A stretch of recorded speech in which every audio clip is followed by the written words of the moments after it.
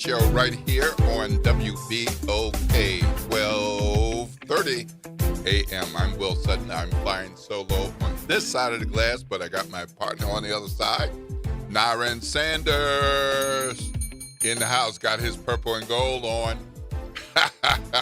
Now, from a distance, you might not know which purple and gold somebody's wearing and why for this weekend. Big game tomorrow, since we got a purple and gold team on the one side and a purple and gold team on the other side. But as you zoom in, get closer, and walk by, especially if you hear a shout, get a dap, you're going to find out some purple and gold people for Edna Carr, some people in for St. Aug Purple Knights. But I know this is going to be a really, really good game in the Superdome on Saturday afternoon. The Dome got fired up yesterday with some championship games, and you got more on tap today. And the big one is going to be on Saturday afternoon. We've got quite a show lined up for you today. Looking forward to hearing from you. But we're going to have a number of folks on today, and we're going to be talking about quite a number of things. Just want to remind you, it's 7:05 a.m. If you got to be somewhere for 7:15, you got 10 minutes, and we want you to be careful.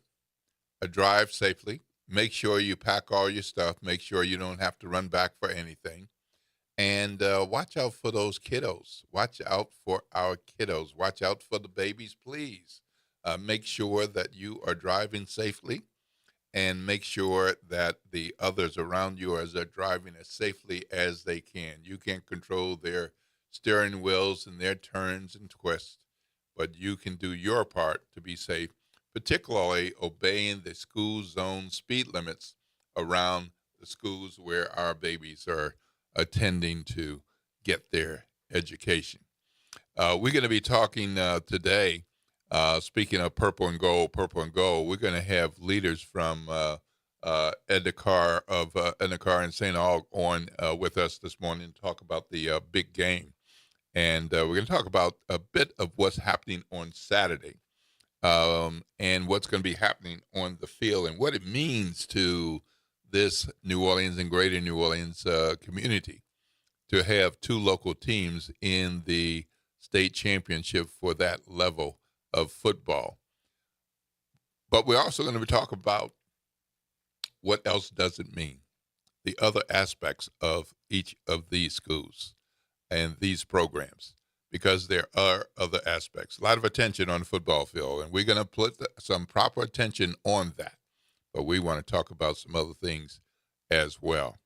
We're also going to be talking about the shelter grant from Jeff Bezos and Lauren Sanchez Bezos that is going to connect New Orleans families experiencing homelessness with some stable housing and critical services. Anytime you get some money for something like that, it's going to help somebody.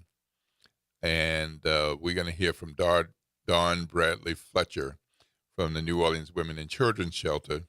She's the CEO over there, about a nice chunk of change that they have been granted to help them with their good work.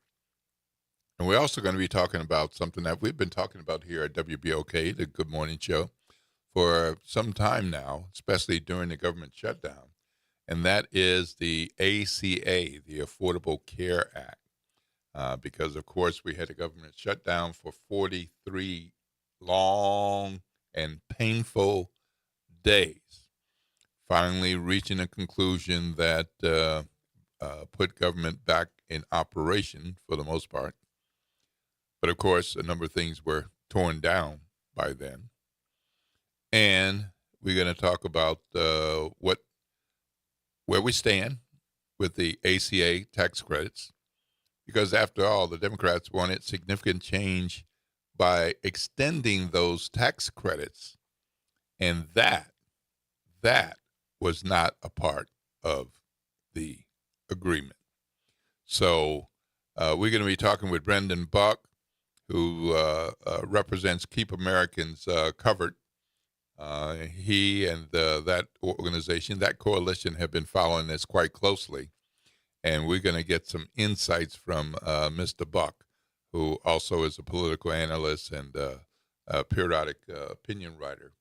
But we're going to get some insights from him about what's going on with ACA, because it's mid-month December, and these tax credits expire December 31st. So some folks are going to have skyrocketing premiums, and that's not a joke. So we're going to be rolling on into a break momentarily, and when we come back, we're going to talk some more about news and information you want to know, might want to know, and we're going to see what's on your mind as well. I'm Will Sutton. I'm here at the Good Morning Show. You're hearing my voice, but we can hear yours.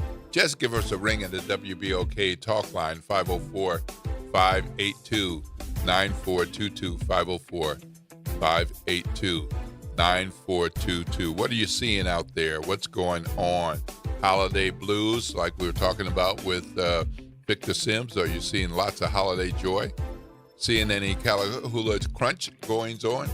You're listening to WBOK, 1230 a.m., what New Orleans is talking about all day long.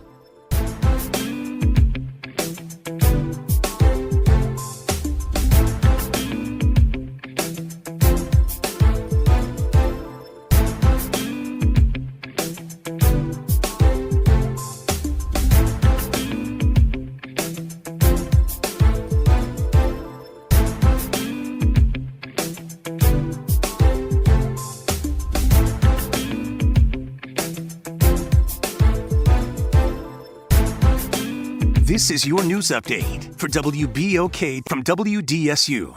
For all your news and weather, watch WDSU News, New Orleans' leader in live, local, late-breaking news. Today at noon and 4 p.m. Good Friday morning. I'm Daryl Forges with WDSU News, and here's your headlines. In just a few weeks, will mark 1 year since the New Year's Day terror attack. It comes as discussions continue on how to bolster Bourbon Street safety. Right now, temporary bollards are in place, but leaders are considering other solutions. They're looking at a plan to install gates called secure guards at certain intersections. Leaders won't approve anything until the new administration can weigh in. More than 250 people have been arrested since Operation Catahoula Crunch commenced last Wednesday. That's according to the Department of Homeland Security. You can find information on the arrests made so far and what's expected during Operation Catahoula Crunch right now on the free WDSU mobile app. And Jazz Fest tickets go on sale today. Some of the big headliners include the Eagles, Stevie Nicks, and Earth, Wind & Fire. Louisiana natives John Baptiste and Lainey Wilson are also in that lineup. The two-weekend festival takes place at the fairgrounds from April 23rd through May 3rd. Tickets go on sale today starting at 10 a.m. And tomorrow, a rivalry renewed. Two powerhouse football teams will play each other in a state championship game that could set a new attendance record. Edna Karr and St. Augustine are both known for their overall excellence from academics to sports. In fact, the Edna Karr Cougars have managed to take home 7 championship wins already, including one last year. The St. Aug Purple Knights have not played in a championship game since, get this, 1979, but are making plenty of noise this season. Kickoff for that game is at 3:30 tomorrow inside the Caesars Superdome. A lot of St. Aug alum will be coming from all across the country, really all across the globe for that game. A lot of big tailgates, a lot of excitement, a lot of purple all across the city of New Orleans. I'm Daryl Forges, and that's your headlines for WBOK. Have a great day and a phenomenal weekend. This is the Bloomberg Black Business Beat, brought to you by FidelityWealthManagement.com.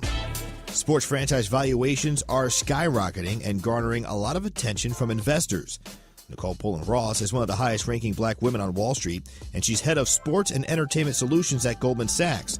And she spoke to Bloomberg about the different investors she works with in sports. Some of our clients who are long-term investors in the space have been investing as a private family for generations. And those families have really leaned in mostly around passion. And we're seeing them look not only to the sport that they may have started with, but look at multiple sports, potentially in a same city or potentially across the world. And we see new investors who are trying to put a toe in the water. A lot of these new investors are coming from private equity.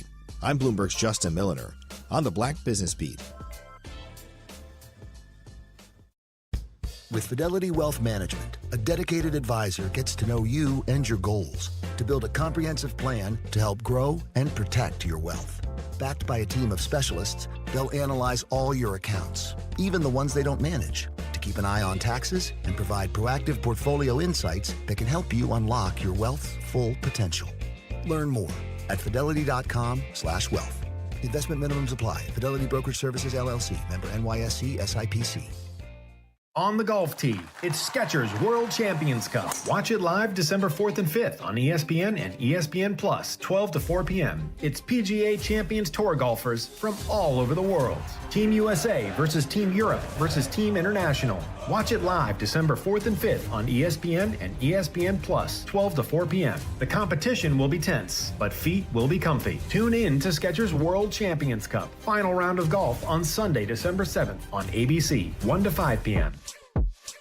Hey WBOK family, Ron Richardson here, host of Conversations with Ron Richardson. Join me this Saturday live from 9 a.m. until 10 a.m. as I welcome Mr. Eric T. Lewis, entrepreneur and mental health advocate. He will be joining me to talk about mental health and black men right here on WBOK 1230 AM, streaming worldwide on WBOK1230.com. Please tune in and thanks for your continued love and support. And remember, healing and recovery start with you. Hey, this is Michael Cooper of Confunction, and I'd like to wish all of the WBOK listeners a happy and safe holiday. Good morning, wake up. The Good Morning Show. Good morning. On WBOK.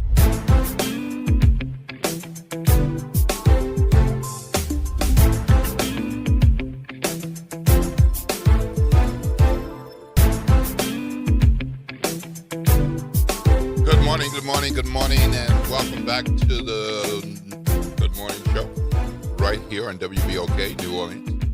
I am thankful that the Lord blessed me with another day, but planted my feet on the floor and put me in this spot with you, our WBOK family of listeners. We've got a good show ahead. I hope you're going to stick and stay with us. It is 7:16 a.m. Be careful if you're on your way heading somewhere where you have to be for 7:30 a.m. Take your time. Watch the babies and the kiddos. Be careful in your cars, your trucks, your SUVs, your motorcycles, your mopeds, and, yes, on your bikes. Hey, look, I told you about this East Jefferson teacher with the relationship with the 15-year-old student that was authorized by the parents, although they insisted that it be cordial and not romantic or sexual until she turned 18. It looks like that didn't work out that way since he's been accused of carrying on a sexual relationship with the 15-year-old student at the school where 1 month he was teacher of the month. That's Mr. Blake Hazeltine, 27. Well, he had his bond hearing, and the bond was set at $120,000, and there was a protective order barring him from contact with the victim and barring him from contact with the family. As y'all know, if you've been listening each day, I feel some kind of way about this. And now I'm wondering, I'm not an attorney. I'm not a bail bondsman, but $120,000. I don't know. $120,000, and something's been happening with my 15-year-old daughter. Don't know about that, but I'd like to know what you think. 504-582-9422, 504-582-9422. So he's out and just restricted from having connections and communications with the, she's not a young lady, she's a girl, or her family. And this is a sad update, but necessary, as you all know. I am a lifetime member of Omega Psi Fraternity Incorporated, life member, and been a member for more than 40 years. Daddy's making 75 years this month. And matter of fact, today is that 75 years. Happy Q-versity, Daddy. 75 years as a part of Omega Psi Phi fraternity. Unfortunately, we had the Caleb Wilson incident in Baton Rouge some months ago. And this week, the East Baton Rouge grand jury issued charges in connection with the hazing death of Caleb Wilson. They were indicted. Well, actually, 3 of them were indicted on felony hazing charges. That's Isaiah Earl Smith, who's 29, Caleb McCray, 24, and Kyle Thurman, 25, were arrested back in March in connection with the February 27th incident, and they were indicted on felony hazing charges. McCray, and this is Caleb McCray, keep in mind the victim who's deceased, Caleb Wilson, is Caleb Wilson. This is Caleb McCray. And in addition, McCray was indicted on a charge of manslaughter, being identified as the primary person principal to manslaughter and obstruction of justice, as was Kyle Thurman, indicted for obstruction of justice. So, as you may recall, this incident then happened in a warehouse facility in Baton Rouge, and the young man Caleb Wilson was taken to the hospital, and a couple of these young men said that happened while they were playing basketball, which was a lie, and because it was a unauthorized, unofficial, criminal, alleged criminal incident involving hazing in the Omega Psi Phi fraternity, and no other fraternity or sorority condones such behavior. In addition to those 2, Winston Craig Sanders, 22, and Jaden Landrum, 24, were indicted on principal to felony hazing and obstruction of justice. These 3 names from before that I just mentioned are names that have been in the news previously. These names may be new to you because they were not a part of the initial reports. So the investigation has continued, and a part of that investigation has revealed the names of Winston Craig Sanders, 22, and Jaden Landrum, 24. Sanders is from Monroe, Louisiana, and Landrum is from Texas. Each of them were indicted on principal to felony hazing and obstruction of justice. So that case is moving along, and also the grand jury indicted Smith, Thurman, Sanders, and Landrum on 9 misdemeanor counts of hazing each. And McCray received 7 of the misdemeanor indictments. So those are a lot of grand jury charges for these young people who are alleged to have been involved in the death of Caleb Wilson, and there's more to come for this unfortunate situation. I do hope that other members of Omega Psi Phi Fraternity Incorporated, my beloved fraternity, as well as other fraternities, sororities, faith-based groups, marching bands, student groups, because let's face it, this hazing thing has the biggest national prominence and notoriety with fraternities and sororities, but particularly fraternities. And it's not a black thing. It's black and white fraternities. But somewhere this has to stop. And I know exactly where it has to stop, with the individuals. Each of our organizations have to do a better job, and I'll call it policing, on the front end. We don't need folks to be a part of these organizations who have criminal tendencies or criminal histories. And I don't even mean indictments and prison time or jail. If part of your thing is to be close to me, I need to hurt you? No, thank you. No, thank you. You do not need to be my brother. That is not the type of brotherly love I expect and desire for myself or for anyone that I love in Omega or elsewhere. Can't say I'm excited to see this development, but I will say that I am not surprised, and I am thankful that my fraternity immediately moved to toss these guys out of our beloved fraternity and to cooperate. There was another situation with Alpha Phi Alpha at Southern University in Baton Rouge. Waiting to hear more about those developments. But hazing is wrong, folks.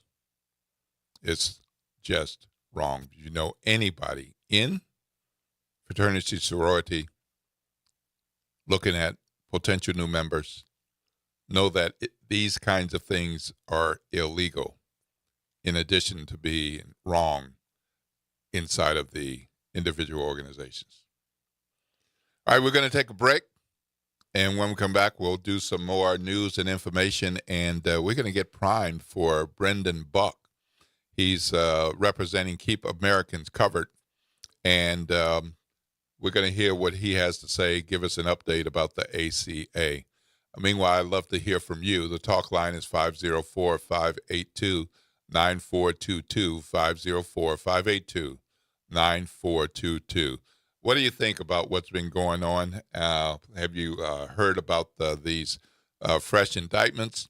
And what about that child and that man getting a $120,000 bond? My.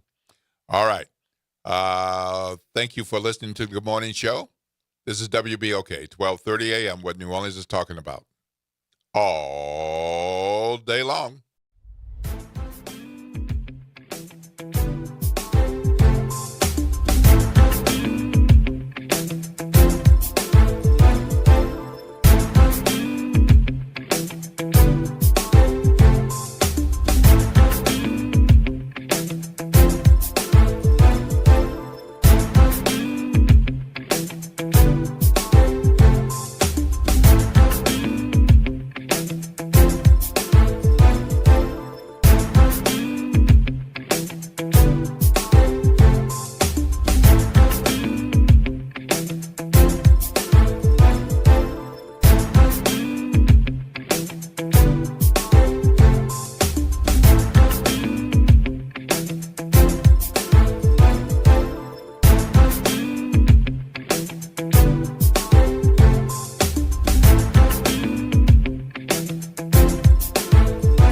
This is your news update for WBOK from WDSU. For all your news and weather, watch WDSU News, New Orleans' leader in live, local, late-breaking news. Today at noon and 4 p.m.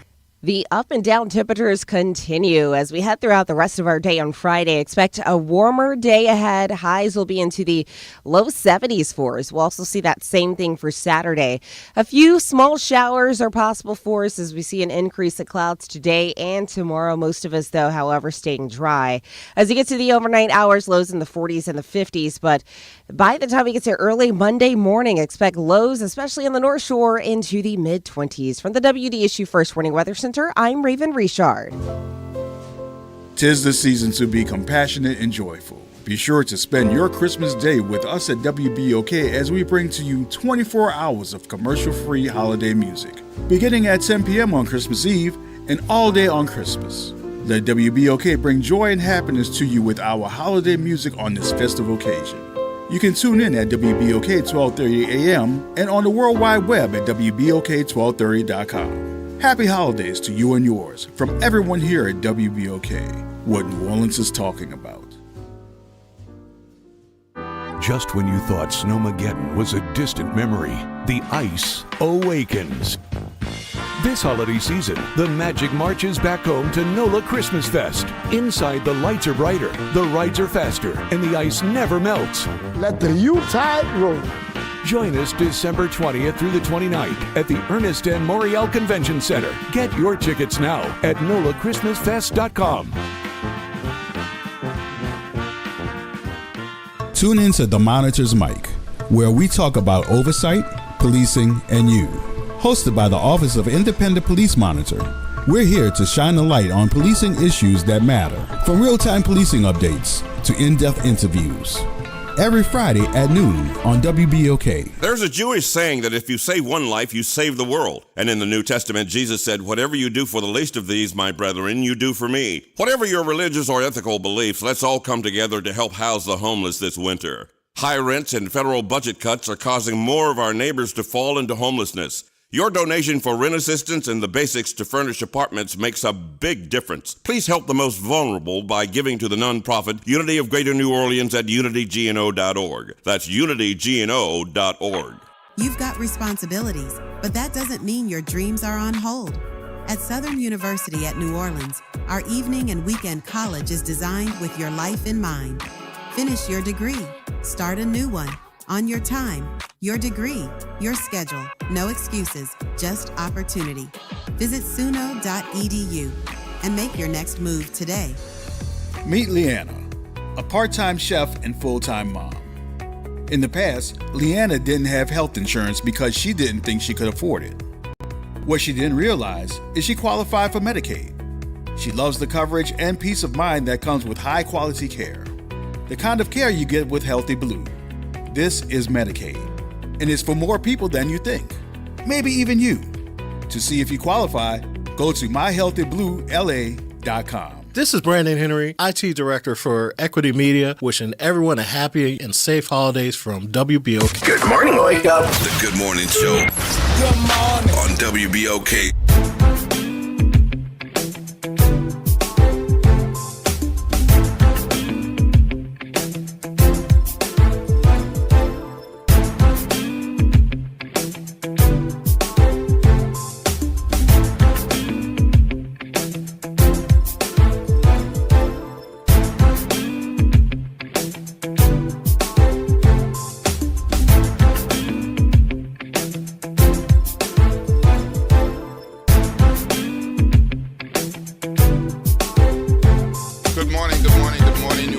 Welcome back to the Good Morning Show right here on WBOK, 1230 a.m. I am Will Sutton. I'm solo on this side, but thanks goodness I got partner and producer Nyron Sanders on the other side.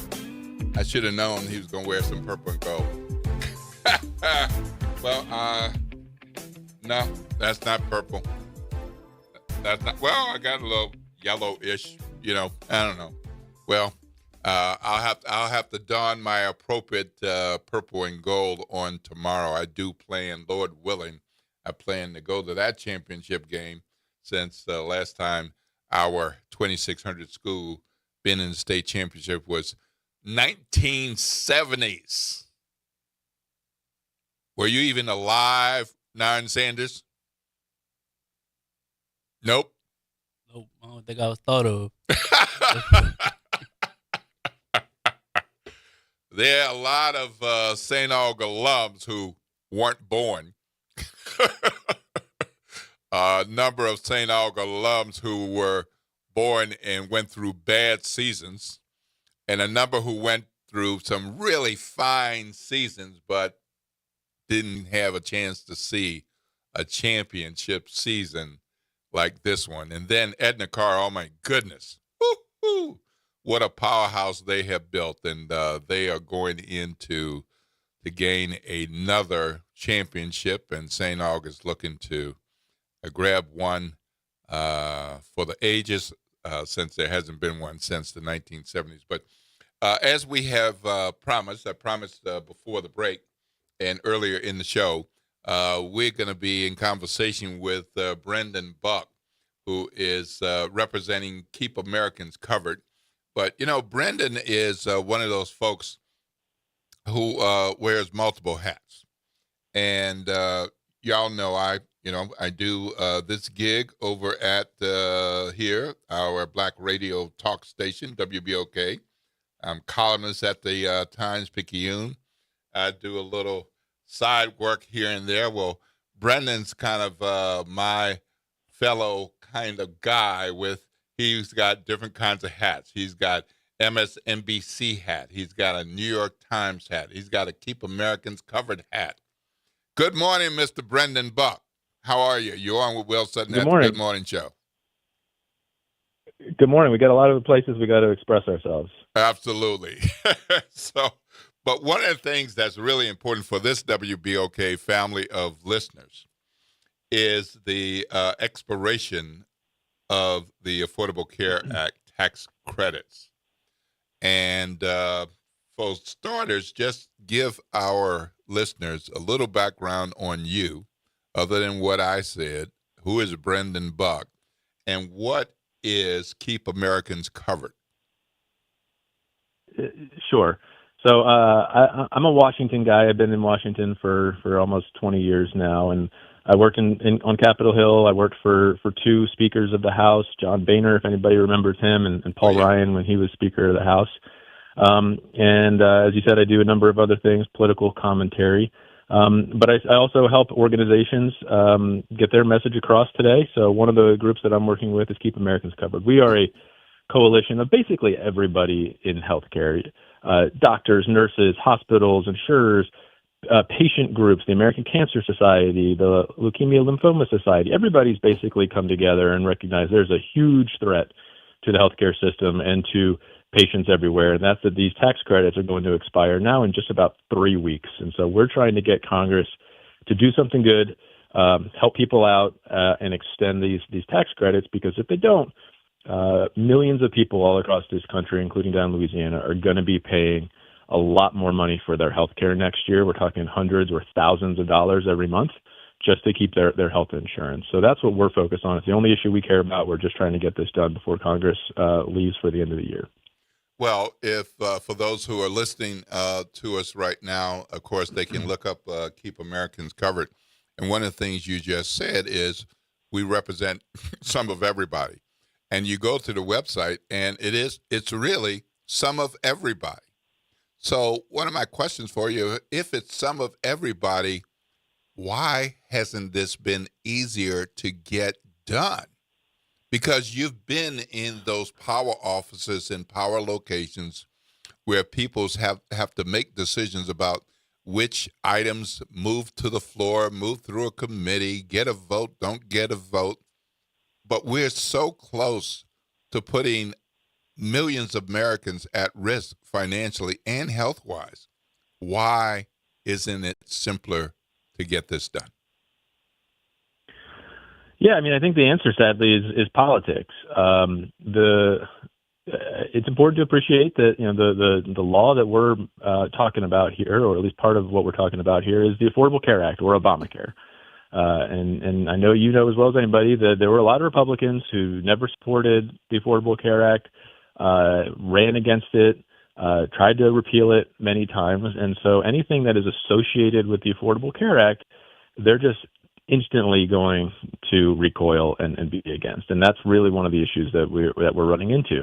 The good thing is there are enough Republicans, and Republicans, in fact, have been putting out bills to do this. There are enough votes and enough Republicans, we believe, to extend the tax credit. But it is tough sledding for some of these leaders in Congress to put something on the floor. Republicans can control Congress. It's tough for them to swallow, to say we're going to put something on the floor that extends anything that has to do with that. So I think that is obviously the biggest political impediment that we're dealing with. I wish I could tell you that this was as straightforward as it seems, but this was also the issue that was at the center of the government shutdown, if you recall. Absolutely, this was what Democrats were talking about. And so you had a lot of Republicans who said, we're just, if you're going to shut down the government, we're just not going to give you anything. And that, I think, put people back in their corners a little bit. And they just, as a matter of principle, don't want to do anything on it. But I think we're making progress on that. And just in the last week, you have had a flurry of bills being introduced by Republicans and Democrats together, bipartisanship, to show that they want to do something on it. And all the details differ here and there, but they all have the same thing in common, which is an extension of these tax credits. Because if these tax credits go away, and they go away in 3 weeks, people on average are going to be paying 114% more for their health insurance. So I think it's important to appreciate that this is an issue of incredible scale, and I think that's why some Republicans are starting to wake up to it. This is not a small cost increase for a small amount of people. We're talking about 22 million people across the country. If you're a family of four making in the mid 60,000s, you have to pay almost $3,000 a year just to keep the insurance you have. Not $3,000 total, $3,000 more just to keep the coverage you have. I don't know how many people who are making $66,000 a year have 2 kids and just have an extra $3,000 sitting around just to keep what they already have. So I think people's eyes are opening up to it, but the time is really, really short. And so we're just hoping that we can kind of break through the politics here and get a solution.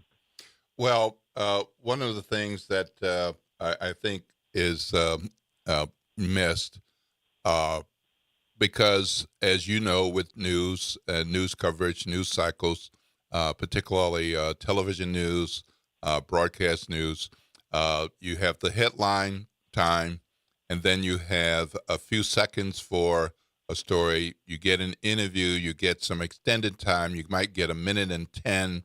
Occasionally you might get 3 minutes, and it's like, wow, that's a lot of time.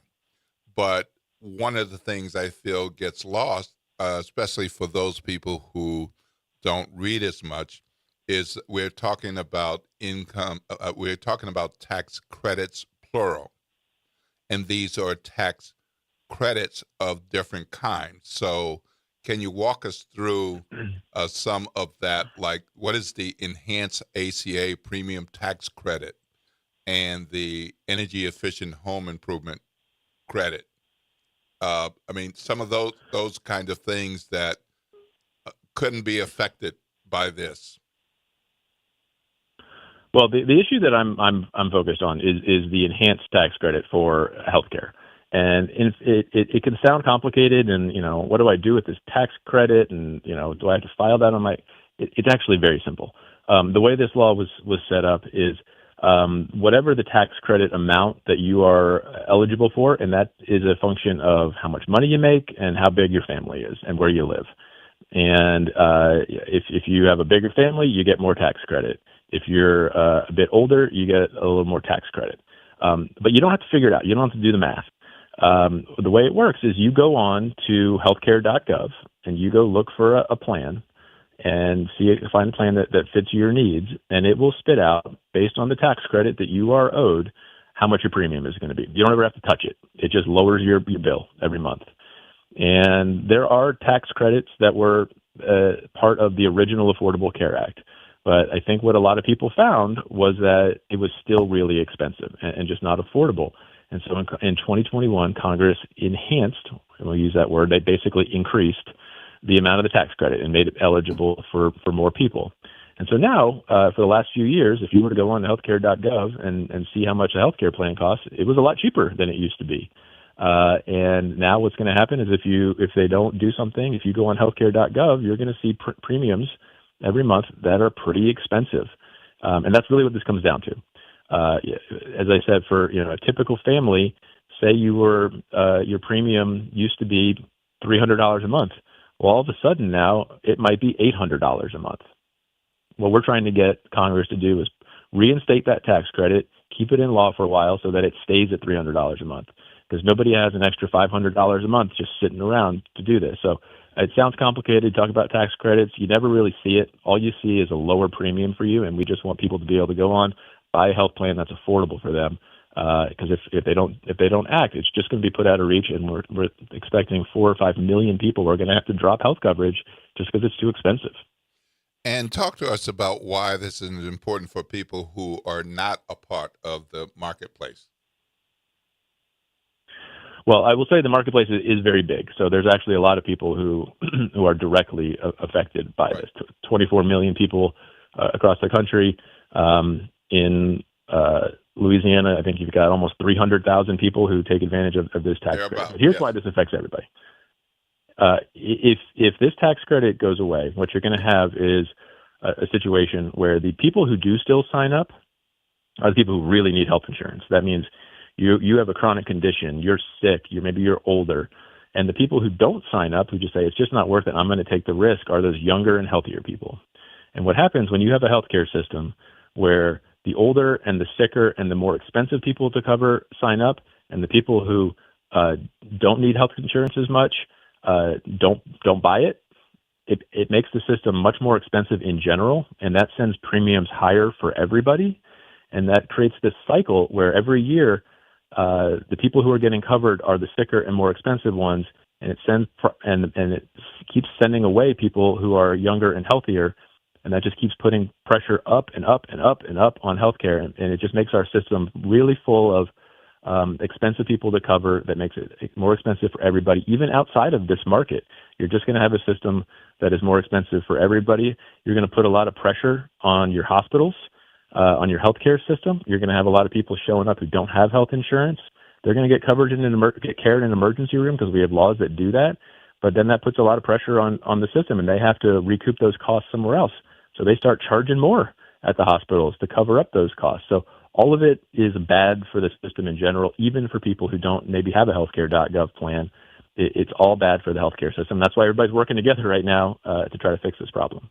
Yeah, even people who are a part of the marketplace, who wants to pay, even if they are in good shape financially and they actually can afford to pay more, who wants to pay more and then continue to pay more for the same? It's not like you're getting added value or added benefits for this. We're talking about the same.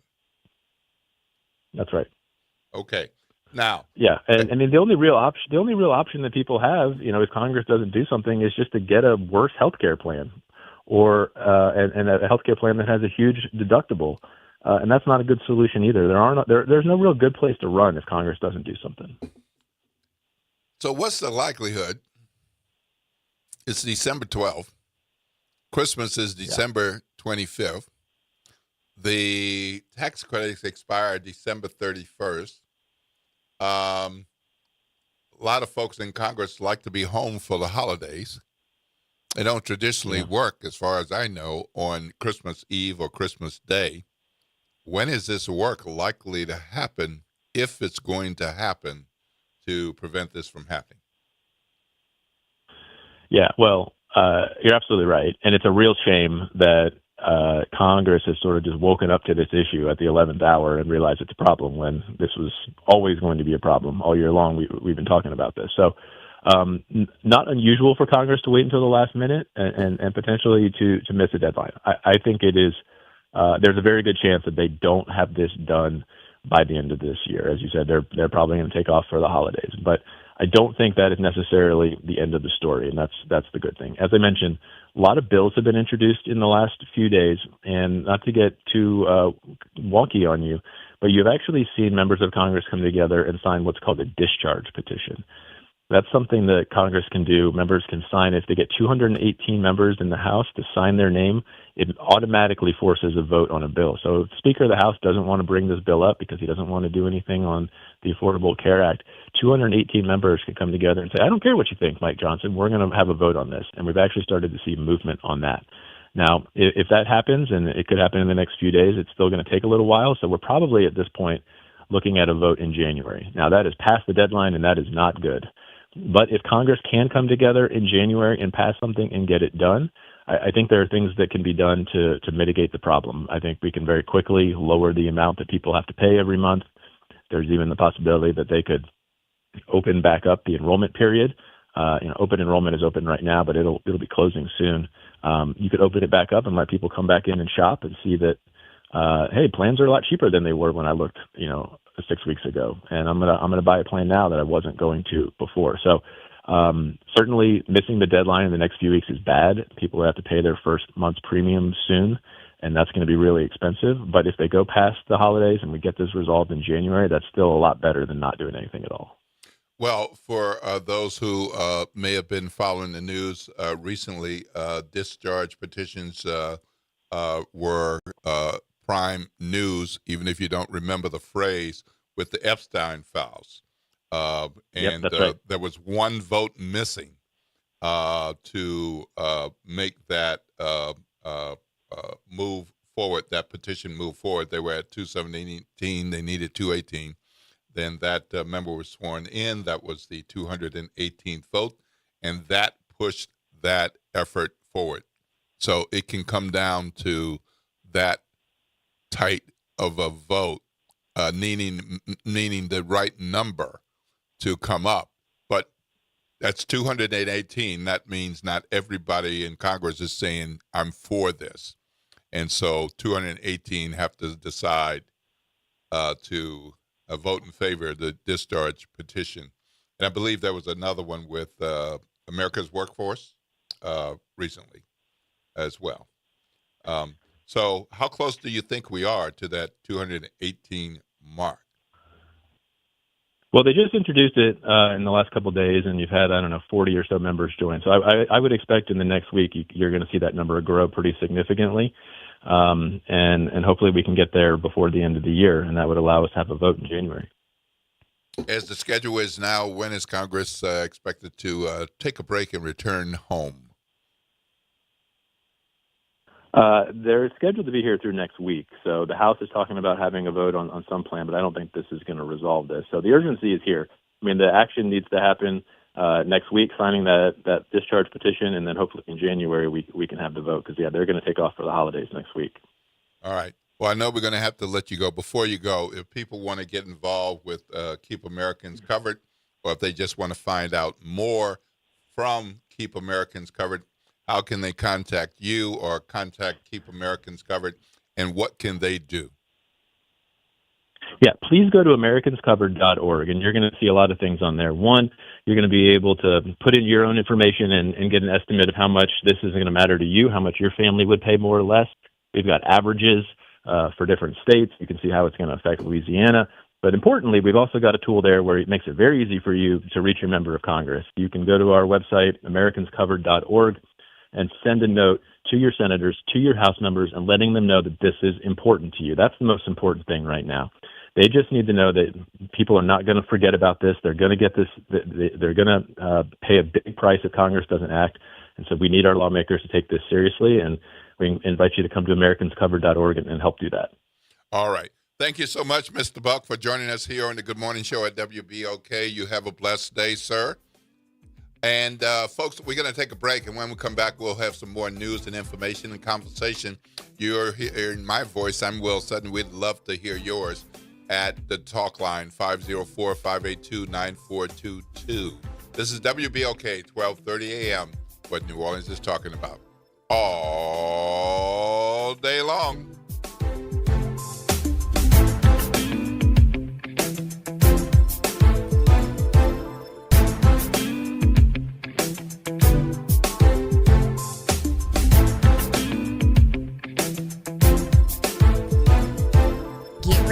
The Black Film Festival of New Orleans is underway now through December 14th. Join us this Sunday for Black Movie Trivia and mark your calendar for the awards ceremony on December 14th, featuring a special performance from Grammy Award winner Terrion Bell of Tank and DeBangus. Doors open at 11 a.m. at Cafe Instable. Free films, live events, youth workshops, and conversations with filmmakers from across the diaspora. And the debut of BFFNO Jr. Our stories, our voices, our festival. The New Orleans Jazz and Heritage Foundation is the nonprofit organization that owns the New Orleans Jazz and Heritage Festival, presented by Shell. With the funds generated from Jazz Fest, the foundation invests in Louisiana companies through economic development, cultural enrichment, and free educational programs. To learn more about what the New Orleans Jazz and Heritage Foundation does, please visit www.jazzandheritage.org. Visit DePaul's new Algiers Health Center at 2801 General de Gaulle Drive to receive primary and preventive care for both adults and children. Services also include behavioral health, imaging, and on-site pharmacy, vision, Medicaid enrollment assistance, and more. For appointments, visit DePaulCommunityHealthCenters.org or call 504-207-3060. A careless driver can change your life in an instant. Do you know what to do or who to call? If you've been injured in a motor vehicle accident and do not have an attorney, call Auto Accident Help Desk for a free consultation. We can answer all of your questions and estimate the potential value of your case. Call Auto Accident Help Desk and connect with an expert personal injury attorney. Call 800-269-4524. 800-269-4524. Don't worry how to handle your medical bills, lost wages, and pain. We will get you the money you deserve. They got me way more than the insurance company offered. The consultation is free, and you do not pay any legal fees unless we win or settle your case. Make the smart call. If you've been injured in an auto accident, call Auto Accident Help Desk for a free legal consultation. Call 800-269-4524. 800-269-4524. 800-269-4524. Good morning, wake up. The Good Morning Show. Good morning. On WBOK.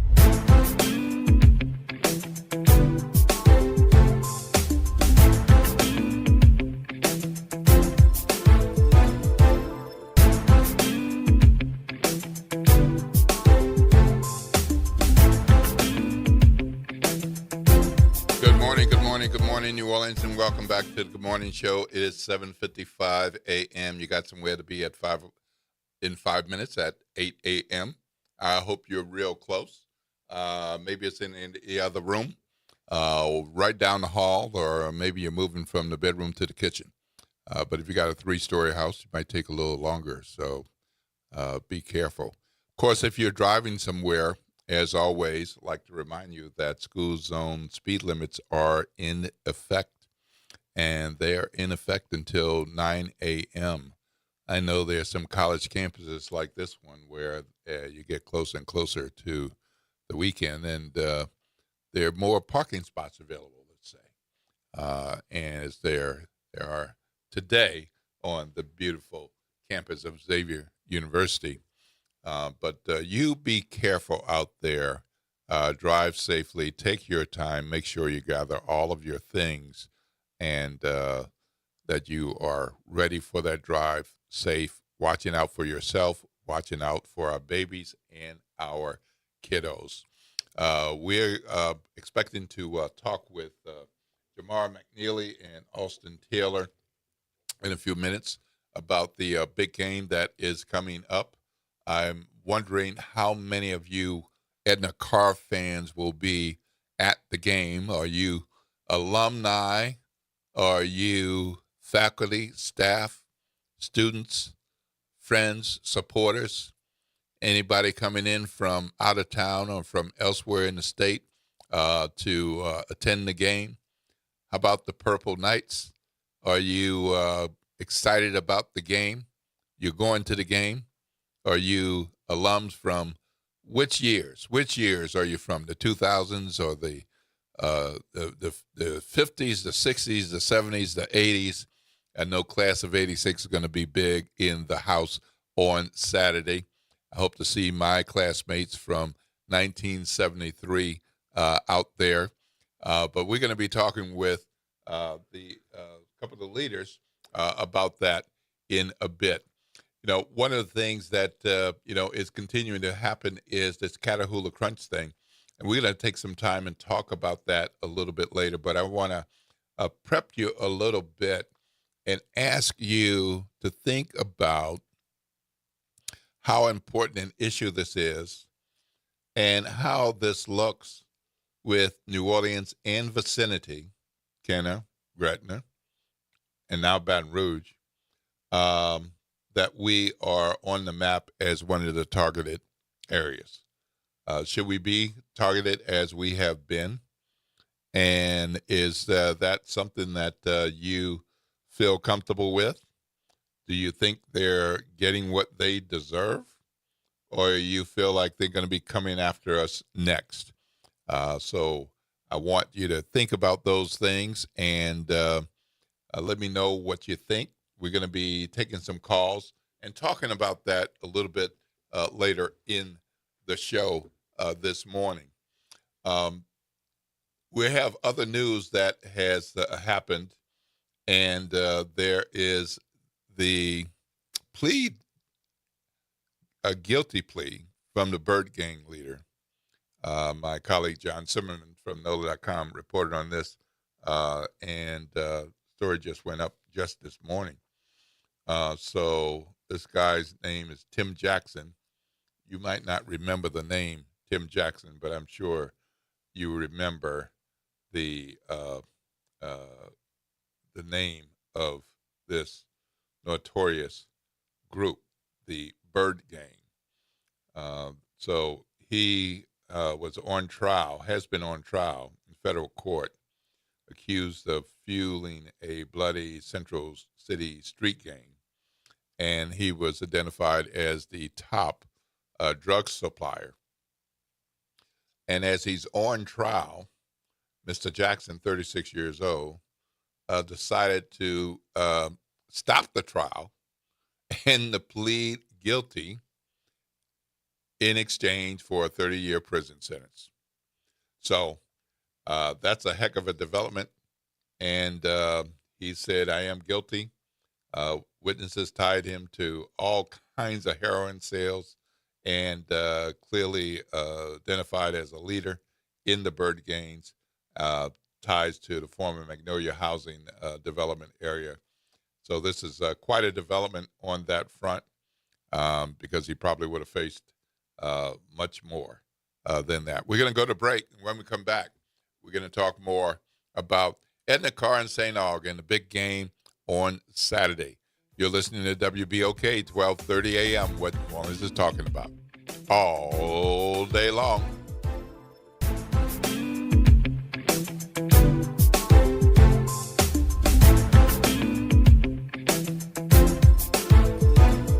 WBOK New Orleans, home of the Good Morning Show, 7 to 9 a.m. weekdays. This news report is brought to you by New Schools for New Orleans.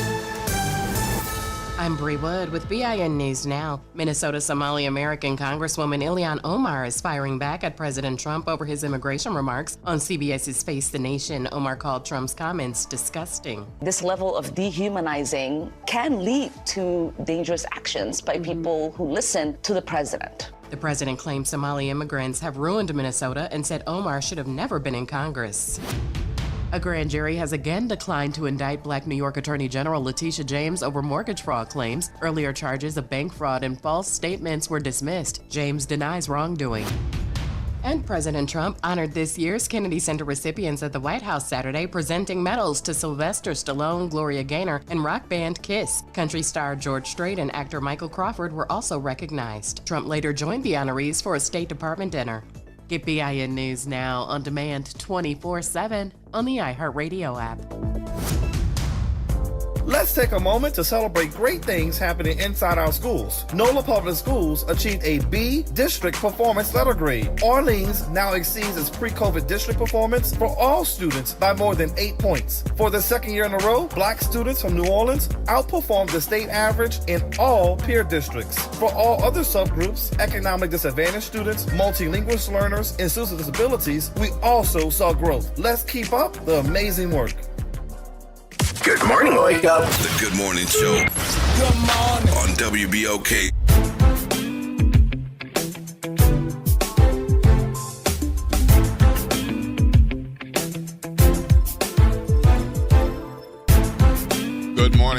Good morning, and welcome back to the Good Morning Show, New Orleans. Thank you for tuning in to WBOK, 1230 a.m. I am Will Sutton. I'm flying solo on this side of the glass, but I am not alone, especially because I've got you along for this glorious ride, this blessing of another day from our Lord. We are grateful for it, and let's see what we can do with it. One of the things we're going to do is we're going to jump into conversation momentarily with Alston Taylor, who is the president and CEO of St. Augustine High School. And we're going to jump in the conversation with Jamar McNeely, Chief Executive Officer of Inspire Charter Schools. And their respective groups have teams facing off tomorrow afternoon for a championship football game in the Caesar Superdome. About 3:30 p.m. Is that right, gentlemen? Yes, 3:30. Good morning, good morning, good morning. How are you, Mr. McNeely? I'm doing fine today, sir. Looking for another great day today. Wonderful, wonderful. Mr. Taylor, how are you? I'm well. You see how you're trying to go ahead of me, right?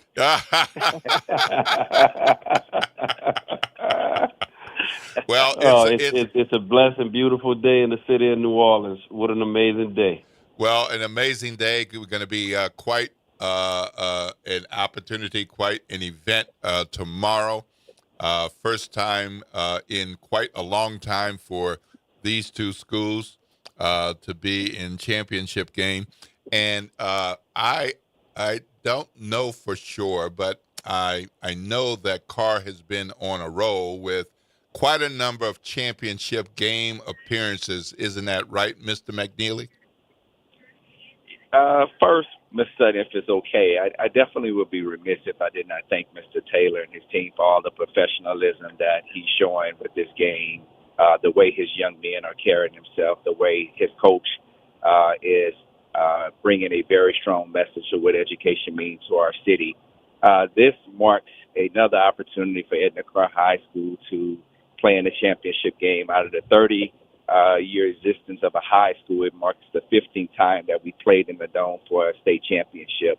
But more than the football game, what I'm seeing from Mr. Taylor and St. Augustine and how they're galvanizing not only their school through education but the athletic field, it's a testimony to what this game is going to be and just what tomorrow means for our New Orleans community. So, Mr. Taylor, our Purple Knights, our 2600 crew, were last here in the 70s. And it's I'm just feeling the vibe. It's very strong. Big excitement about being back again against any school, and then for it to be Edna Carr, it's off the charts. It is. It's been 46 years exactly since the Purple Knights have been in the Superdome to be able to compete for the state title. The family and fans are all excited. It has been a joy to watch the evolution of Edna Carr's team and their fans represent over the last 9 years, where I've actually witnessed seeing them step onto the turf, battle, and give all they have and represent our city. This is exciting. Now, here's a fun fact.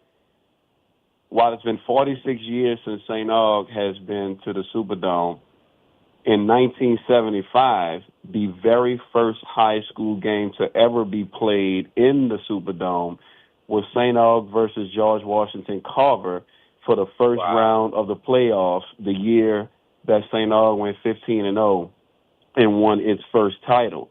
So it gives me good goosebumps and good energy to realize when you think of St. Aug versus Carver in 1975 being the first game, and now in 2025, St. Aug versus Edna Carr being one of the most significant games for our city that's galvanizing unity, support, and showcasing what Black excellence feels like and looks like. Well, I want to talk just a couple more minutes about the game on Saturday, and I want to pivot because while there's a big game, your institutions have been doing big things otherwise, and I want to take a few minutes for that. But Saturday afternoon, it's a big day for high school kids and their families to be experiencing a football game in a professional stadium. A really big deal. And one of the things that happens with these championship games on Thursday afternoon, Friday, Saturday, is folks go to the Dome, and some folks haven't been to the Dome. They really are not Saints fans, not because they don't like the Saints. They are Saints fans at home because that's what they can afford. And they follow these teams. They follow their young men from 8 to 9 to 10 to 12 to 15 to make it in onto these teams. And then they are champions, and they get to see them play on a professional field. So more people are going to be coming out. I looked up the number, and I found somewhere between 40 to 45,000 1 year, way back when. What kind of crowd are you expecting tomorrow afternoon? Well, since Mr. McNeely has experience with this, I'm going to let him give his approximate, and I'll just jump in with him. All right. You know, the energy behind this game is like we've never seen for a championship game. Normally at the championship game throughout the day, there might be roughly around 25,000 fans there. For Saturday, just for this game alone, I'm expecting anything rough to 30,000 to 40,000 fans to be in the Superdome to see these wonderful communities and wonderful teams actually play. Wonderful, wonderful. And it's going to be a hell of a thing. One of the things that happens with big games like this, people wear their colors. That's just going to be a heck of a thing in the Caesar Superdome to see purple and gold, purple and gold, purple and gold, purple and gold, purple and gold everywhere. How are you going to make a distinction about who's the right purple and gold? Jamal, you want to take it? No, I'm going to let you take that one first. So, Will, about a week and a half ago, as our team was gearing up to play John Curtis Christian School, we started to think about how do we prepare for the following week. And not that we were being arrogant or being overconfident. We just wanted to be in preparation mode. And so the team at school said, you know what, let's do a whiteout. And if we're in the building, we're going to white it out, given that both of our teams are purple and gold.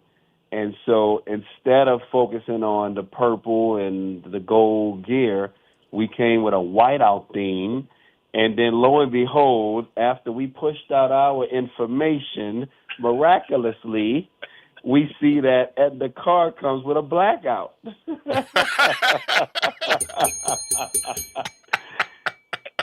In the moment I saw it, I smiled because Jamar and I are good friends. And I said, only him. I know this is him behind the brains of this operation. But it's a beautiful, beautiful thing to see us compete, but also demonstrate unity. And we all were on the same page of thinking about, all right, you go white because your kids will have on the white uniforms. We're going to go black because our kids may wear the black uniforms. I don't know if that's to be true, but Mr. McNeely can share on that version of what they decided to do. All right, you Team know, Black. What it goes to, Mr. Sutton, if I can say this, goes to what Mr. Taylor said earlier. The blackout is for the black excellence that both organizations are sharing to state how not only from an academic standpoint, but our community and how this is galvanizing. So we thought blackout would be fitting just to showcase once again to our community what black excellence looks like, not only in our schools but on the playing field. So it's in collaboration, but it's definitely by design to make sure our community understand not only are we supporting our teams, both of us, but if you look at these academic results, if you look at these graduation results that these schools are producing, this is not just about football. This is about academic outcomes and, most important, excellence that both institutions are showing to our New Orleans community. So that's where I want to go. So that's where I want to go. So I'm glad that these institutions are getting all of this attention. And I'm glad that these players are getting this attention and these opportunities. But athletics is a part of what you all do at these institutions. I'd like you to each take a couple of minutes to talk about some of the excellence, the black excellence at Carr, the black excellence at St. Aug, that you want to make sure that people recognize today and tomorrow as you prepare for the big game? Well, you know what, Will? I'm going to share and tout some good stats for Carr because Jamar and I talk often, and to see Edna Carr being an A-rated school is incredible. It's tremendous. It's showcasing that his leadership and his staff, his principal, vice principal, the teachers at Edna Carr are doing things the right way. They're uplifting our young people's minds and giving them the strength and confidence to be able to compete. And then when you think about the 15 young men that have signed to Division I scholarship for football, that means they have brains. And that is an absolute extraordinary feat to be able to have 15 kids on one team, to be able to sit down, sign a piece of paper that shows a letter of intent. We experienced that in 2002 when we had 15 to 16 players on our football program to be able to sign. And I knew what that feeling felt like back then. And to be able to see that come full circle at Edna Carr is such an amazing opportunity. And it makes me feel good to be able to witness that. Wonderful. Mr. McNeely. I definitely echo the sentiments of every single year. One of the biggest honors that I see, especially being African-American male, is when I see the banners and the billboards that St. Augustine posts every single year, not only from a 100% high school graduation rate, but also a college acceptance rate. And not only high achievement to where these young men are actually going to college. When you look at the Morehouses, when you look at LSU, when you look at Ivy League, when you understand the work that Austin, his principal, his teachers, his community is putting into these young men, I think it's a testimony to what we need in our city. We need strong African-American men that are doing this work. We need strong young men who are in a system like St. Augustine High School who understands the principle of integrity, dignity, and all the aspects of what we hope every young man at both of our schools can accomplish. But the graduation rates are there. The school academic performance is there for both schools. The community service is there. And not only the leadership principles that I see each and every single day. I'm just honored to be a part of this game with St. Augustine High School to show the great work that we're doing in New Orleans, the great work that our students are doing, and what it's like when a city can rally behind our youth to do some great things. So it's definitely a happy moment, but it's also an ecstatic moment every single day when I see these graduation rates, when I see these kids walking across the stages and going to college. Wonderful. Well, both schools have been about excellence for some time, have a track record for excellence. Football is but one part of the program and the purpose. There are other parts of athletics, but scholarships and education and creating and developing fine young people is the big order of the day. I congratulate you on being in the championship game. I want to make sure that people understand that this is but one aspect of what you all do. And if you've got some things you can note about the football team and academics or athletics and academics, that would be wonderful. I'd rather not go into individuals and go talk about the individual accolades of our young people that are on the team. But I will say, what you witnessed against John Curtis with 39 seconds across 7 plays, and for us to do a walk-off touchdown demonstrates how our young people think, how our program has evolved with its confidence, and demonstrating a can-do and will-do spirit. That drive for 39 seconds told me so much about our program, about our head coach, his staff, and then lastly, a person whose name goes unmentioned quite often is our athletic director, Ryan Sims. Ryan Sims has been the brains. He's been the strategic thinker behind all of the athletics at St. Aug in the last 4 years. And for him to have already earned 2 state titles in the year 2025 and edging closer to a third one which was basketball in March, gymnastics in April, and now here we are for football in the month of December, it demonstrates that Ryan Sims has certainly been the engine that could to be able to get St. Aug to get its presence, its dominance, and its energy and wings back to where we've been for trying to get back to for such a long time. So I want to make sure that I show love to my athletic director, who has been lights out and truly focused, and then making sure that our young people have the grades to be able to qualify to enter college and go and play extracurriculars in college at a high level. So I don't want to go into individual accolades for our student athletes who are on the field because they're doing the work. But as a team and as a chemistry and as a unified approach of our program, we have been doing the work in a really, really stellar way. And kudos to Ryan Sims and our principal, Lazana Cambryce, for being at the helm of our school culture. You know, if I can echo that sentiment, too, when I think about Coach Bryce Brown, when I think about our athletic director, Horace Howard, and Principal Tamika Washington, they're showing what can happen when students and a mission and a vision come together to do something great for students. I also think, Mr. Sutton, that this is a time that this is a challenge to the New Orleans community. I think it's important that they understand that although we're going to have 30,000 fans in the Dome at $30 a ticket, the schools are not making these funds. All of this funds goes to the state. So it's important, as you see both schools doing shirt campaigns, that individuals support the schools by purchasing shirts, that those funds that go to the schools. I know St. Augustine have a wonderful gala. We have a gala. We need funds to continue doing what we're doing. So if there's one challenge as we do this great work for these students, we need for this community to not only come to the game, but support these two institutions going forward with donations, support them with scholarships or for our students when they graduate high school, support them with endowments to the schools where our students have these opportunities to keep this great work going on. We're not going to make all the funds from this game, so it's important to understand that I don't want people to think when we walk away from the Dome that now we have all this funding to do everything we want to do. We need support even more now based on where we are and what we're trying to do. So I just wanted to pivot and just say that, because I know St. Augustine, for what I see Austin is building with his vision and what the AD is doing, there's funds that are needed to support our young men to do great things, just like those funds are needed for Edna Carr High School and Inspire Nova Charter Schools.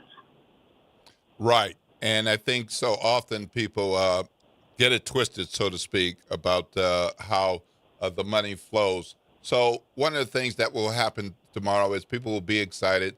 There'll be opportunities to purchase this, that, and the other thing. Of course, there are tickets still available. And if people see things to buy, how can they buy things that will directly support your respective institutions? Well, at Edna Carr High School, we're selling shirts today. We also are taking any donation, not only now, but also after the game. We do receive a small allocation from the state, but it in no way compares to what you're going to see inside of the Dome. So if any individuals would like to privately give or make a donation or purchase a shirt, truly we appreciate it. I'd say the same. The bookstore fan shop, sorry about that, our First Horizon fan shop will be open from 12 o'clock to 6 o'clock today. And we will have our whiteout gear as well as purple gear, gold gear. We encourage fans to come out, come to the school, come and make your purchase, be a part of the pride, be a part of the movement. As CEO McNeely just shared, there is a allocation that comes to both of our schools, all 16 schools that have played over the weekend. But, you know, there's much more to be invested. St. August invested over $21 million into its infrastructure, which did include athletics over the last 4 years. But we're playing catch-up. And for those who want to see more production, it takes an investment. And so you're seeing the fruits of the labor and the benefit from what we have invested already, but there's so much more to do and so much more to come. And we encourage you to want to support. Every dollar counts. Don't think you got to give $500,000 to feel like you made an impact, you can give $5 a month for the next 20 years, and that's impact as well. So get involved, feel good about it, and even if you didn't go to St. Aug or Edna Karr, recognize that the Black excellence that's being displayed in the showcase of unity is happening. Be a part of it, and don't be on the sideline. Okay, so give the website address and phone number each, please, so that people can know how directly to contact the schools and support and to find out more information. We're really easy. Our donation button is on our website at www.staugnola.org. That is www.staugnola.org. And with Edna Karr High School, the button is on the website as well, or you can go to Inspire NOLA Charter School's website, and all allocations will go to the school and support our community. All right. Very good, very good. Well, thank you, Mr. McNeely. Thank you, Mr. Taylor. Best of luck tomorrow. I'll be saying prayers that it's a wonderful game and a wonderful experience for some of everybody.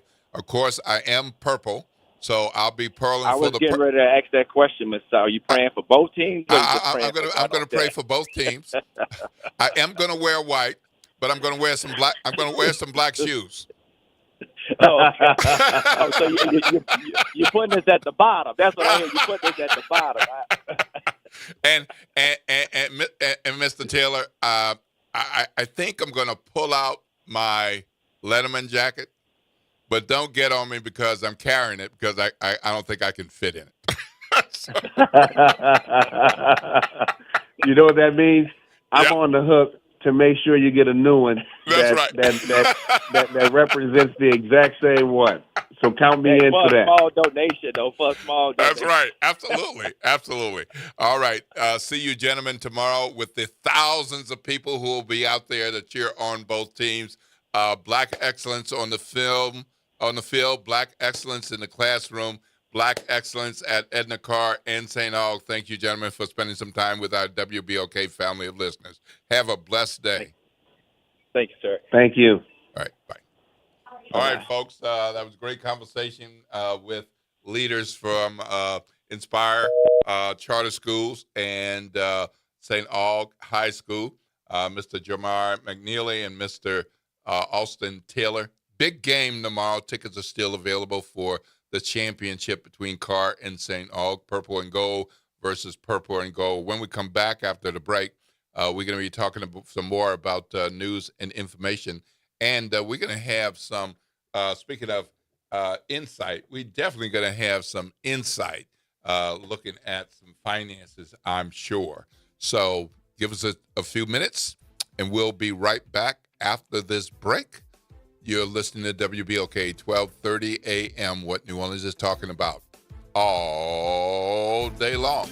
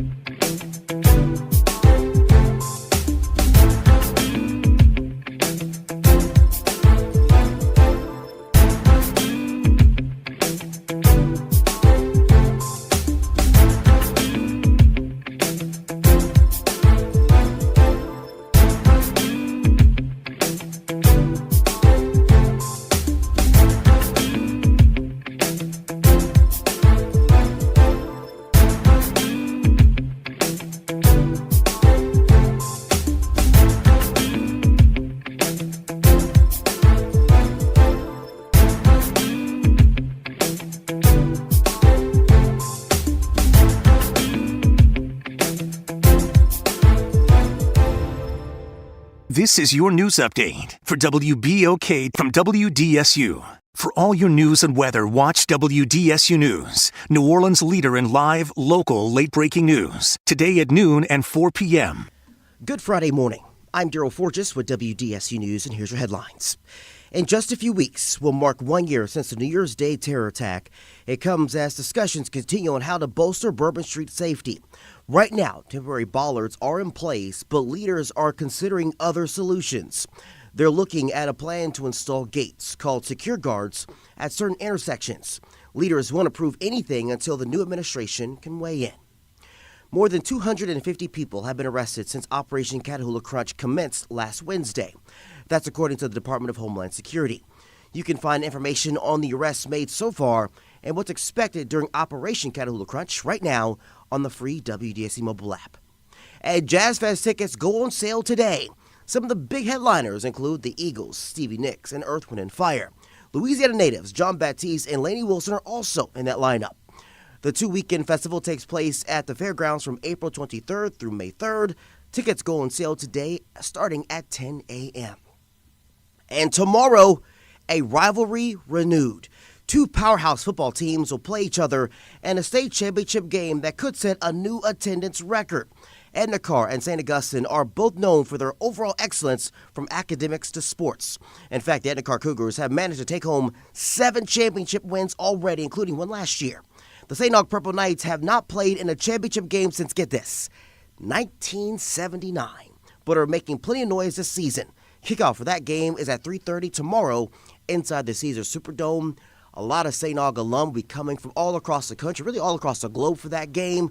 A lot of big tailgates, a lot of excitement, a lot of purple all across the city of New Orleans. I'm Daryl Forges, and that's your headlines for WBOK. Have a great day and a phenomenal weekend.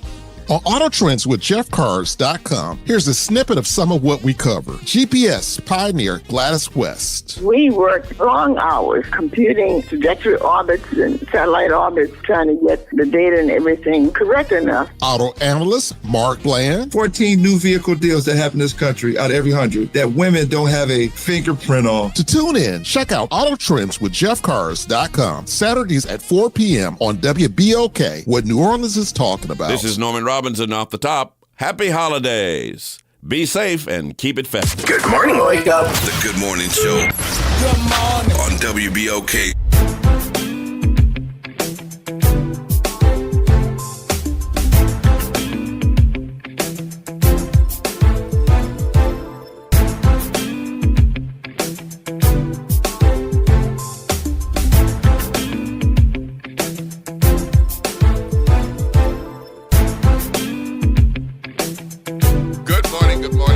New Orleans, and welcome back to the Good Morning Show right here on WBOK, 12:30 a.m. It is 8:31 a.m., and you know if you got to be there at 8:30, you're late. You late. You missed it. You missed it. I'm sorry, the last of the week, and you missed this one. You just didn't make it on time, 1 minute late, but I hope you're like right there. You're real close.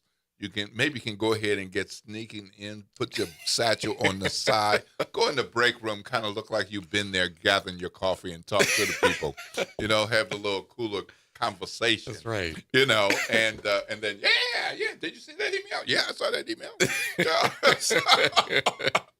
But of course, we've got speed limits, folks. We've got speed limits in the school zone areas. Please pay attention. Watch out for our babies. Watch out for our kiddos. We want everybody to be safe. We want you to be safe, and we want you to be careful with them. Remember, they're still growing up. That's right. All right? Some of us don't look both ways. All right? Some of us paying attention and getting distracted. And they certainly are doing that. As they yakking and, they were looking at their phone and walking. Please watch out for them. And shout out for the assistant principals who have the transportation duty. How I be a principal. Have some transportation duty. Get out there. Watch those kiddos, all right? That's right. It's 8:32 a.m., and I am excited to have Kelvin Luster back here again from Home Bank talking about our financial health and trying to keep us on track. It's the holiday time. Yes. And, I had a brother tell me just a few days ago. Yeah. My December money is my September money. Come on. Is my April money. Ain't nothing changed, but I'm spending more money. That's right. Right. And how's this happening? So let's talk about kind of the holiday time and all. But first, I've got to get off air. You were telling me about some really important, big news. Yes. There was an exam. So, you're in your professions and you want to be certified. You want to be recognized. Yes. We got some home bank news, right? We do. Breaking news. Let me say first, Home Bank is a member FDIC and equal housing lender. Brother Will, thank you so much. WBOK, Nyron, the entire New Orleans community. Thank you, New Orleans, for being a Home Bank customer. The news that I shared with Brother Will just a few moments ago is that every bank goes through a examination. There's multiple exams for different departments, just things regulations that kind of keep making sure everything's flowing well. For the department that I manage and oversee for Home Bank is the Community Development and CRA. CRA is a federal regulation which stands for Community Reinvestment Act. Every bank falls under this regulation. And Home Bank is a large bank, and we received the outstanding rating, which is the highest that you can receive for an institution. And so we're very proud, very excited about that news. And we don't take it lightly. We take it and accept that challenge to keep going. But we couldn't have achieved that, Brother Will, without great citizens in all of our markets. So I'm speaking today in New Orleans. So we thank you, New Orleans, for allowing us into your communities, into your homes, letting us hear what the needs are, and allowing us to respond accordingly to those needs. So outstanding rating is what we receive for Home Bank for the years of 22, 23, and 24. Congratulations. Thank you. So this is summa cum laude. This is 4.0 GPA. This is the A in the class. Right? That's right. Right That's up right. there. That's right. The Bible says, to whom much is given, much is what? Required. There we go. There we go. Absolutely. Yes. Well, one way to do it is to be outstanding, so you can give outstanding service. Thank you. That's right. Let's dig into that. Let's dig in it's it. December. Come on. Today we're talking about just understanding debt, and why it matters, why it's important. First, let's define what debt is. It's just in plain layman terms. Debt is money borrowed and it's owed with an obligation to repay. And why does it matter? Will, it matters simply because when debt becomes problematic and that we are unable to manage that debt and it adds or really triggers some form of stress around us being able to pay it, then that's why it matters. And it's important for us at Home Bank that we provide those tools and resources and any type of education that allows us to help our community manage that debt properly. Yeah. And so then from there, what I like to always point out, because when we hear the word debt, we think of something negative. But there is a such thing as good debt and bad debt. Let's talk about that. Yes, sir. So let's start with good debt. Good debt would be, for example, would be owning a home. You and I have had several conversations around owning a home. It is one of several assets that you can own that increases in value, that you can use that asset to do other things with. And we'll talk about that in the upcoming years. But owning a home is considered a good debt. Also, student loans. That's good debt. It's considered good debt. I know what it feels like. I know. People like, you still paying on that? That's right. Yeah, that's good debt. It is a good debt. It is a good debt because the intent behind student loans, borrowing from taking out a student loan, is to further educate yourself, getting some form of a certificate or diploma in that field of study, area of study that you're in, so that you can go out into the world and make a living. So with that certification or diploma, you're able to earn more. So therefore, it becomes a good debt. So it's important that everybody that's in school finish school so that they get that diploma and certification to be able to not only pay back that debt, but also advance and separate yourself in the world once you enter into the workforce. So student loans, good debt. Owning a home, good debt. And I would say let's just go with three. A third one, student loans, owning a home. How about art? Their art can be a form of a good debt and an asset. Right. I feel like you have experience there. Come on, tell me. I do. So let me just be clear. If you're walking in somebody's home and they're paying on their mortgage and they have nothing on the walls, they have good debt with that home. That's right. But if they go out, and no offense to anybody, but if you go out to the Dollar General and you grab a poster and put it in a frame and put it up, that ain't good debt. That's just taste. Yeah. That's your taste. That's your taste, but that ain't good debt. Right. All right. But if you get a piece of art that has some recognizable value that can be moved from place to place, and people would say, oh, you have a Jacob Lawrence. That was worth this 20 years ago. Now it's worth that. That is a value if you're still paying on it. Yes. Now, it's like a house.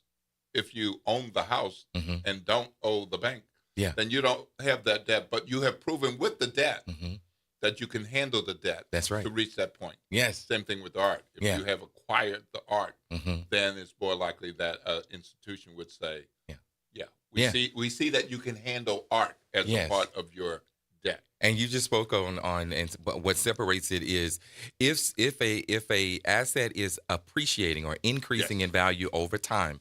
People we live in a time where we want it instantly. As soon as you buy it, what's it worth? But it becomes more valuable as time goes on, and as you say, you're paying down what was either borrowed on it, and then that value increases with time. Another one would be a business loan. Someone taking out a business loan to start a business. You don't necessarily may not immediately see that value, but once that business kind of establishes itself, becomes well known in the community, over time, just like with art, with student loan debt, with owning a home, taking out a business loan, the intent there is to create for you future income. So taking out a business loan and also would be an example of good debt. Now, so those are some good debts. All right. What's the bad debt? What's the bad debt? Bad debt, let's see. Just be clear. I've had both.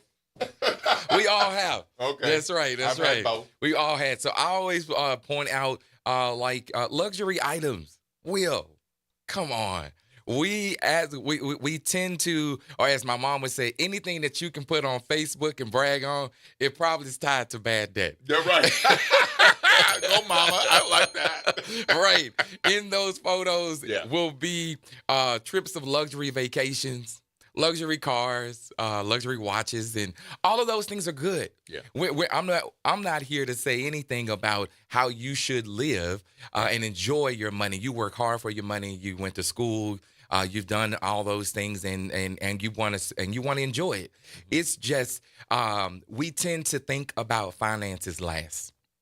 And we want to change the way you see finances, the way you think about finances. We want that to be in the forefront of your mind always. We are the true arbiters of our finances. You go to work, you earn a living, you get paid, and where are you assigning those dollars? Are you every dollar has some title or assignment to it? We just tend to not do it immediately.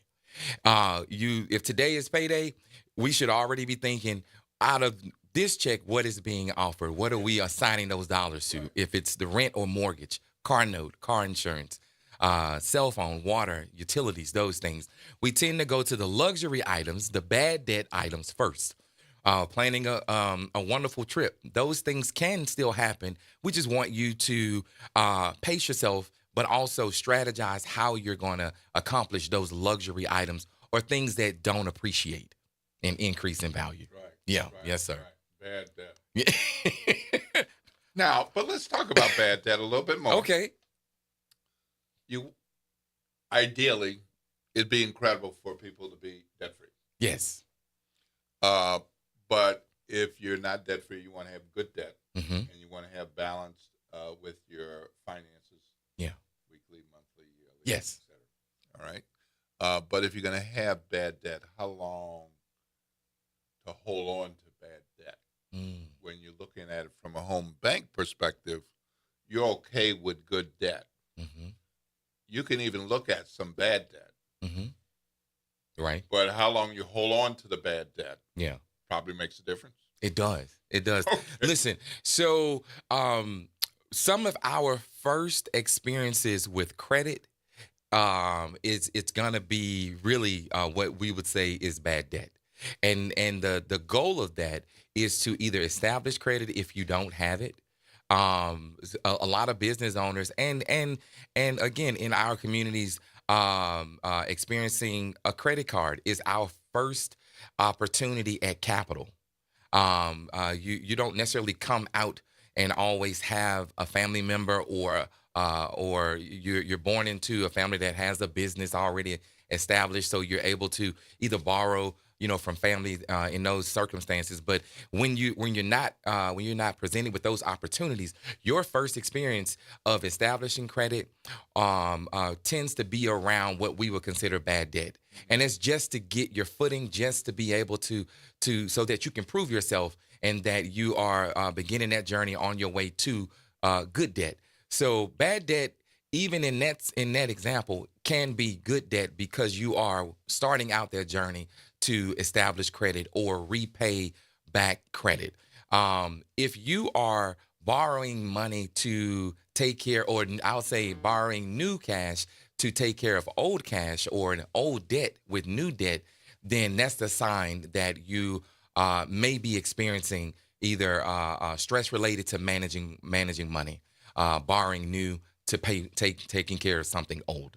So all debt is still some form of way will either assist you with establishing yourself, and the goal is to get you to moving in the direction of having good debt. So is consolidated loan, is that good debt or is that bad debt because you're consolidating 3 or 4 things into one? How do you look at it? Where's the bad debt part? Where's the good debt part? Or is there any good debt in that? I love that you just said that. It's actually it's gonna fall under bad debt, just because when you tend to consolidate, you've reached a point that you've realized I have more than I possibly can manage. If I am potentially paying late or between 5 to 10 or 15 days into a past due payment, then and you have the realization that I'm behind between pay periods and things like that. So if your solution is to let me try to consolidate, then you're at that point that you've recognized that I may have more debt than I'm able to manage based off of how the income that I'm bringing in. So that's the bad part, in that you're needing to put it all in one. But the good part is you've recognized it, and that consolidation ends up being the good debt because you've now eliminated multiple creditors and making them into one. No one, let me say to everyone that's listening, all New Orleans in the car, as Brother Will was talking, if you're in the car driving or if you're at home listening, blow your horn if you are independently wealthy. If you're standing in your home, in your living room right now, wave your hand if you are independently wealthy. Independently wealthy, meaning that you can stop working right now and go out and still maintain the lifestyle that you currently have. I know that's not me. Not me. Not me. And I don't know too many. Not me. But what our goal is to make sure and to help people to become financially sound, stable. And if on that journey you end up in the independently wealthy, don't forget Brother Me and Will. Don't forget Brother Will, and don't forget me either. Right. Throw me something. Yeah, right. That's it. And no beads, please. Come on, New Orleans. Something that can appreciate would be preferred. Right. Come on. Will, don't do it right before Christmas. So what are some warning signs for problem debt, for bad debt? I mean, Yeah. December seems to be one of those months, but Yeah. in general, Yeah. what are we talking about? So we're looking at signs of that is going to be making only the minimum payment, borrowing to cover everyday expenses. One that I mentioned already was using new loans to pay off debt of old loans. Yeah. But also feeling stressed and unsure about what you owe. It always tugs at my heartstrings. Being in banking almost 21 years this January, and just kind of being able to talk to customers, and they become almost like family. Because when someone opens up and share with you finances, then there's no going back. You know, you're invested at this point. Right. And so one of the biggest mistakes that I always kind of gather from just having conversations with different people is that it sneaks up on them. It's how it feels. But what I would say, Will, is that we tend to not look at it or think about it. We look at debt totally as a month-to-month thing. Mm-hmm.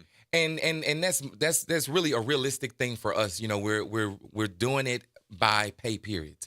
But debt should be looked at as a whole picture. If you were to ask someone, you know, how much debt do you have, they would probably call out the bills, the different creditors, and not the overall picture. Right. And we're not really educated on how much debt we owe. I'm old school. I love to see it on paper. I like pen to paper so that we can see it in our face, to be able to see exactly how much we owe, who we owe, and then let's come up with a strategy on taking care of that debt. Mm-hmm. All right. Well, we're going to take a break. Yes, sir. And quickly, and we'll be right back. Talk some more about debt, perhaps how you can kind of get organized and see what you got. Try to look at that big picture. Yeah. I know, I'm older now, and in my younger years, it was like, I want this, I want this, I want this, I want this. And then I look at these piles, and it was like, well, I only owe $15 on this one, but how did I get to $2,500 on this one? So there's a way to kind of look at these numbers and kind of the total that you're talking about. Yeah. So let's get to that organization piece when we get back. You're listening to WBOK 1230 AM, what New Orleans is talking about all day long.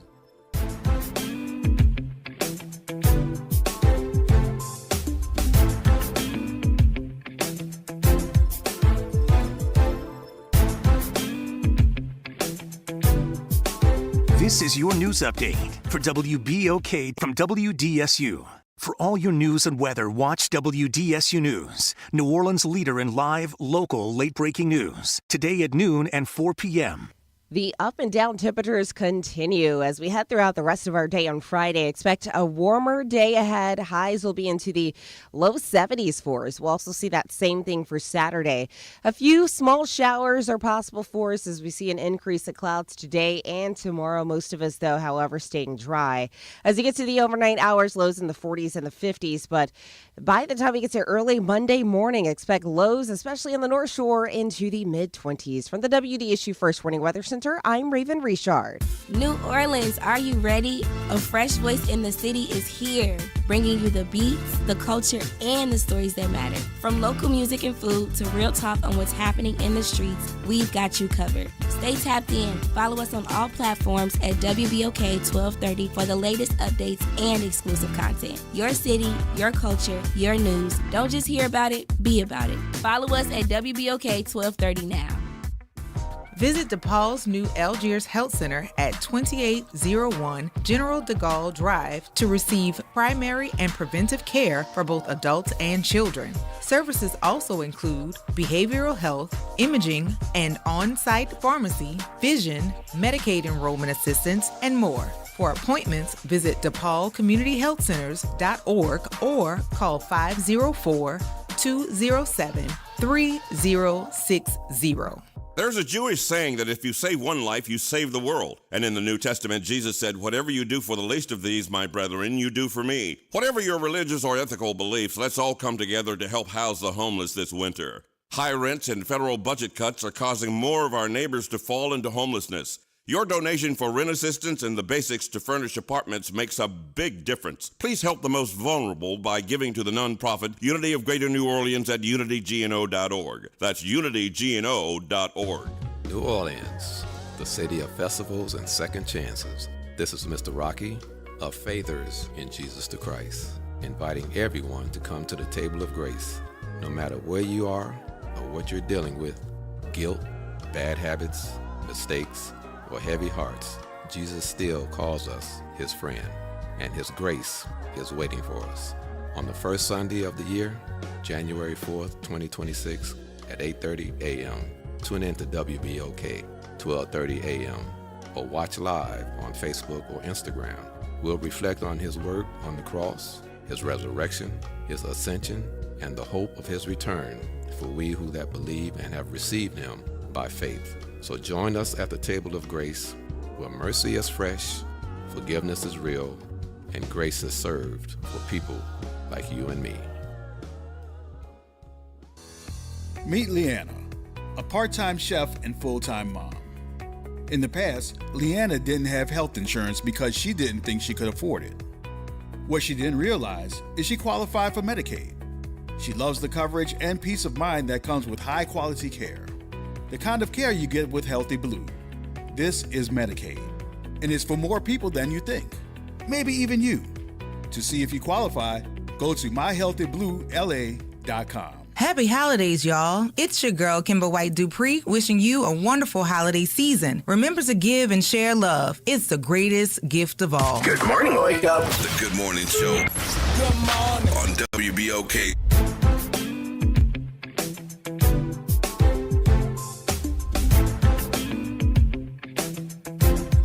Good morning, New Orleans, and welcome back to the Good Morning Show right here on WBOK, 12:30 a.m. I can't tell you how much I appreciate you all listening on radio. I know everybody doesn't use the radio, but there are a few of us who still do. I know they're making cars without radios. But, it wasn't that long ago I had roll-up windows. I'm not talking about decades ago. It wasn't that long. It was my last car with roll-up windows. I missed that car, but I had roll-up windows. People would get in and out of my car, and it's like, no, I don't have any electric thing. Roll that window up. That's right. That's right. All right, look, it's 8:55. We got a few more minutes with our friend Kelvin from Home Banking. We're talking about debt. So we're talking about, okay, you identify this debt. You got a bunch of debt. And when I say a bunch, I don't necessarily mean you got 15 things. Yeah. Let's say you got a good 5 or 6, but it's kind of, how did I get to this point? I got all this debt. You got big ones, medium ones, large ones, and you're tired of it, and you're saying, okay, how do I get organized to take care of this? Yeah. But listen, that was the first step right there, just acknowledging and realizing that I've now taken on too much, and I need some assistance and some help with managing this. So I will always say there's no harm or shame in asking for help. You will be amazed at what resources that are inside of the financial institutions that will be able to assist you with things like that, even organizing your debt, getting it down on paper so you can see, helping you to either also input it into a software or a system so that you can get a better look at it, and then we can then begin to attack it by, always is going to be, what's recommended is to go through, pay the credit with the highest interest rate, and then from there work our way down. But we look for ways to either refinance for lower payments to make more room into the income that's coming into your pocket, and other ways that you don't traditionally think about that will help you to increase more money just based off of your current situation and circumstances. So always stop by your banking center, make that a part of your journey, your monthly visits, just like you do. We say all the time, Will always says, you go to the doctor, you go to church, you go to see your beautician or barber. Make sure your bank and your financial institution, Home Bank specifically, is in that checklist of people who you stop by and see. I want to hit pause on something you said. Yes, sir. Monthly visit? Let's do it. Really? A monthly visit? Tell me about that, because there are a number of people, they are not doing this online banking thing. Yeah. They're not. And so they want to go, they want to talk to somebody, they want to touch the piece of paper. That's right. Pen. That's what they want to do. But there are a number of people who's like, I don't need to see anybody. Yeah. Yeah. So it's convenient. Yeah. But, you know, they once they set up like automatic pay, then you don't see them. You don't see them. Yeah. And you're probably not touching base Yeah. with what's the online. That's right. The services that are offered online anyway. Yeah. So tell me about the monthly. Absolutely. So we would prefer if you came in all the time. You know, we're there. We have physical bank branches in New Orleans. We are on Veterans Boulevard, Transcontinental, Canal Street, Clearview Parkway, Magazine Street, and Manhattan Boulevard. So we have 6 locations here throughout the greater New Orleans area, so we will certainly welcome you and want you to come by all the time. But we are a financial institution that understands that the world consists of several of us and communities that do banking differently. Physical branch, online, and we have all of those resources. So stop by anytime. We're there for you. And want to help you in any way. So if banking is good for you to do it by online, we can meet that need there. But stopping by physically, and we still like to see you there so that we can, because having a conversation like we're having right now, you're able to really get from the person what exactly is happening in their life, what their goals are, if those things have changed, what's new. And then we're able to then assist in that way. So you'll be amazed at what you would get by stopping by to one of our branches. So stop by and see us. All right. Wonderful. Well, thanks so much for coming in once again. Always a pleasure to see you. I missed you when you didn't come that one day. It's like, where's my bro hug? Missed you too well. Not to have that happen. Yes, sir. It won't happen again. All right. Well, thank you, Mr. Kelvin Luster from Home Bank. And one more time, how can you reach out to the Home Bank? Yes, you can reach us at home24bank.com. That's home24bank.com or any of our 6 locations in New Orleans. And we'll be happy to have you there. And I want to wish everybody a happy New Year, happy holidays as well. All right. Wonderful. Well, I'm Will Sutton. Thank you for being with us this morning on WBOK, the Good Morning Show. Up next is The Front Porch with Kemba and Graylin. Always a good time to sit on the front porch and have conversation with them. That talk line is 504-582-9422. You won't be calling me. You'll be calling them. As for me, good Lord willing, I'll be back in this seat on Monday morning. We'll see what he thinks about that over the weekend. He has a little time to think about it. You're listening to WBOK, 1230 a.m., what New Orleans is talking about all day long.